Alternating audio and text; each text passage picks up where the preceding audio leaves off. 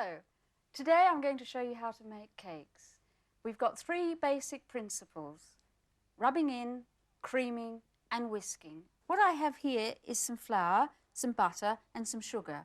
And I actually have 4 ounces of flour, 2 ounces of butter and 1 ounce of sugar. So if you can remember the ratio of 4 to 1, then you'll be right. Of course you can increase or decrease these measurements, and so you can make a huge one or a very small one, simply by remembering the ratio.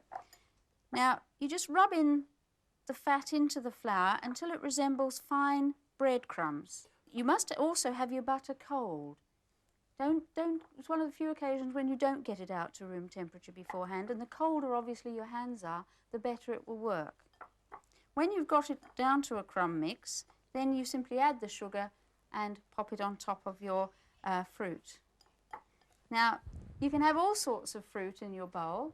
You can actually have apple, which we've got here. You could have almonds and apricots. Any of the red fruits, strawberries, raspberries, all sorts of things. If it's a hard fruit, you want to make sure that you cook the fruit first. But if it's a fairly soft fruit, you'll find that you can, in fact, just leave it for the crumble, because it will actually be baked for about 20-25 minutes, 400 degrees Fahrenheit, 200 degrees Celsius, for, as I said, about 25 minutes. Now I'll add the sugar. The sugar is really only for taste, and pop it on top of the apple. Richard would like to take that and put it in the oven. We've actually got one in the oven ready to show you.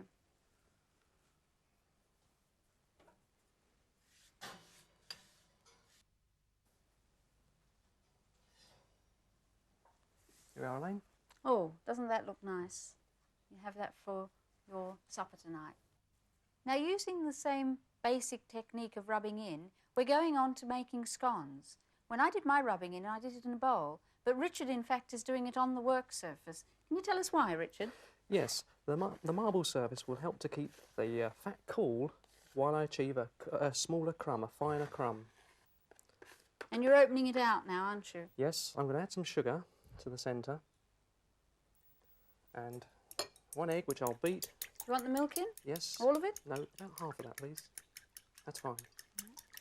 I won't put all of the milk in because I can adjust it if I need to.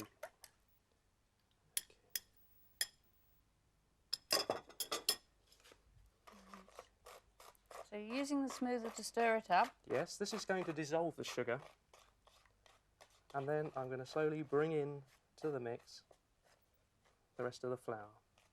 Right, so all the egg and the milk is being incorporated now into the flour. Yes, I'll use the scraper until I can actually handle it and feel the dough the way I want it to feel.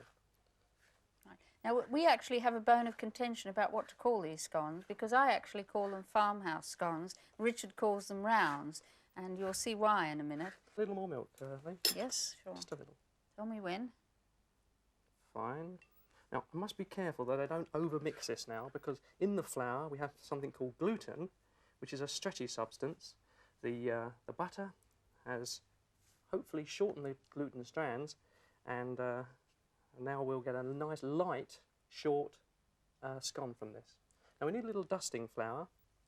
It's quite a good idea to get the scone smooth and then turn that smooth surface onto the flour so that you've got all the rough bits on top. Okay. And using the rolling pin, take the scone out to a round.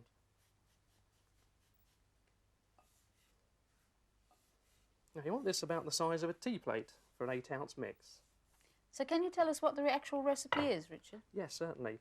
I've taken 8 ounces of self-raising flour, a teaspoon of baking powder, half a teaspoon of salt. I've rubbed into that an ounce of butter to give it shortness, and then half an ounce of sugar, 1/8 of a pint of milk, and 1 egg. Now I'm using a floured scraper here to cut this through. I placed it onto a greased baking tray. Okay, make sure you separate them out, because the baking powder will make this lift, and work with the egg to make this lift and they'll stick together again. Here's your egg wash. Thank you. The egg wash will give it a beautiful glaze. And these actually get quite a lot larger, don't they, when they've baked? Yes, that's right. Because we've got self-raising flour and some baking powder. Yes, that's right. The baking powder works with moisture and heat, and then it begins to grow. Got one here that we've just taken out. Remember, you cook it at 360 for 15 to 20 minutes, but you can see the egg wash gives it such a lovely colour. Now, as well as just having a scone with jam and cream, you can make it into a delicious afternoon tea cake simply by putting your layer of jam, your layer of cream, your layer of strawberries and dusting the whole thing with some icing sugar. And you can actually see how the scone has rejoined itself on the baking.